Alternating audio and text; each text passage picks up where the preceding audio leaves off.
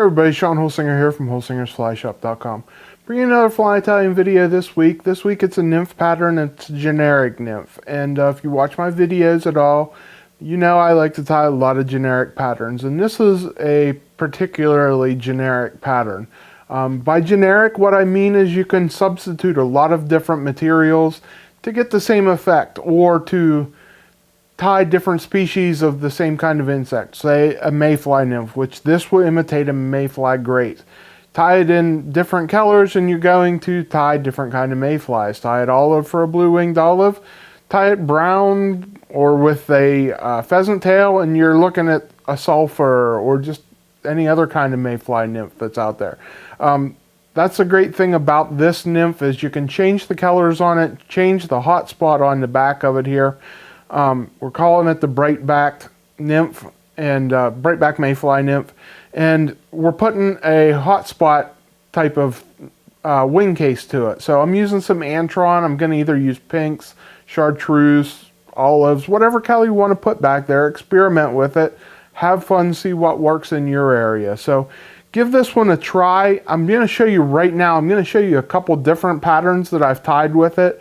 There's a pheasant tail and, you know, some other different color variations that will work for you. You know, key it into the fish in your area. That's what's important here. And you know me, if you watch my videos, I like hot spots.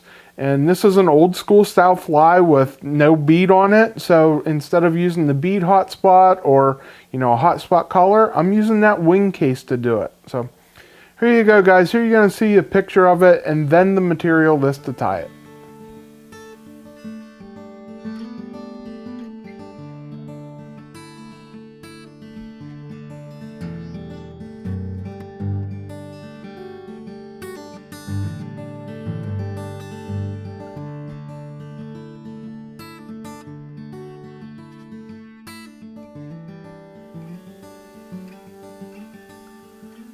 Okay, here you can see a pheasant tail variation of this fly. Using green flashback on this one. Let's get into tying it. So for a hook, I'm going to start out with a Firehole 609, if I can pick it up here. This is a size 14. I'm tying it anywhere from a size, 12 to 16 in that range. Putting some lead on it. I'm just going to get about 10 wraps of lead on there. This is 0.015. I want enough that it weighs it down a little bit, but not so much that it makes the body too big. Then I'm going to start out with some thread, and I'm just using olive. You can use whatever color you want.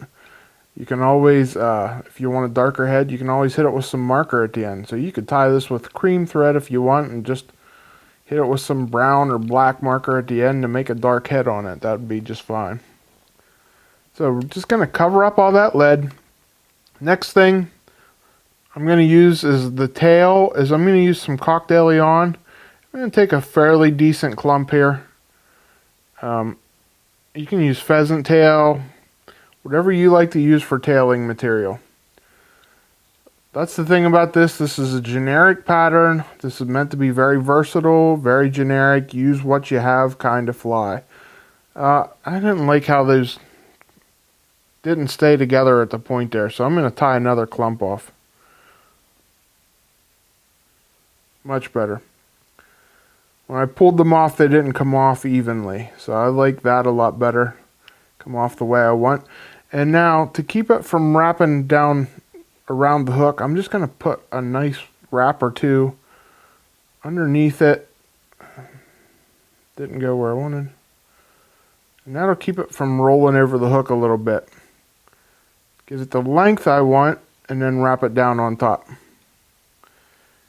Then we're going to cut those off. Now I'm going to put a piece of copper wire on here. This is Brassie. And we're just going to wrap it right back there to that tail. Now if you use pheasant tail, you could put the pheasant up like I showed you. I'm going to use some dubbing just to show that you can do it however you want here. This is brown olive squirrel dub. I'm just going to dub some of this on and make it pretty tight. Like I always say, change the color of my thread And we're just going to wrap that on there, and I'm going to wrap it up between the 1/2 and 2/3 way point. Pull a little bit of this off because it's starting to get a little big there. And go a little bit further than I wanted. So there we are. Now, it's best to counter wrap. If you counter wrap your wire, it won't fall down into your dubbing wraps. If you counter wrap it, it shows up a lot better. So just make a couple counter wraps there. I got like 4 on there, and then we're going to tie it off. Once we get it tied off, I'm just going to make a couple twists and it'll pop right off for you. Next thing we're going to do is we're going to put that hot spot on the back. And for that, I'm going to use some Antron. This is fluorescent pink Antron. Just going to tie it on there right behind the eye and wrap it down over the back to where we stop that dubbing. Now, I'm going to make this a little bit of a flashy one. And I'm going to put some burnt orange SLF Prism on here. I like flies that stand out a little bit, catch the fish's eye. And this is a combination that has worked for me in the past. So I'm going to tie this one this way. So I'm just going to get a nice burnt orange abdomen there, or thorax I mean.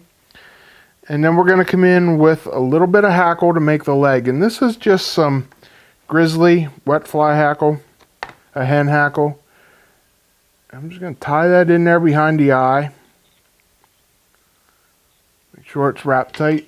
And then pop my pliers on and make a couple wraps with it. There we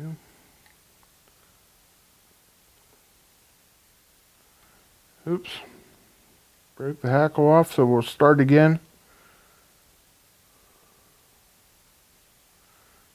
All I need is like a wrap and a half.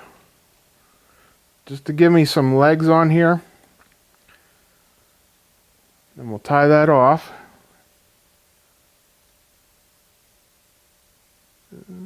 Trim that off close there. And then I'm just going to push the hackle down out of the way so I can bring this wing case over the back. And then we're going to tie that off right behind the eye.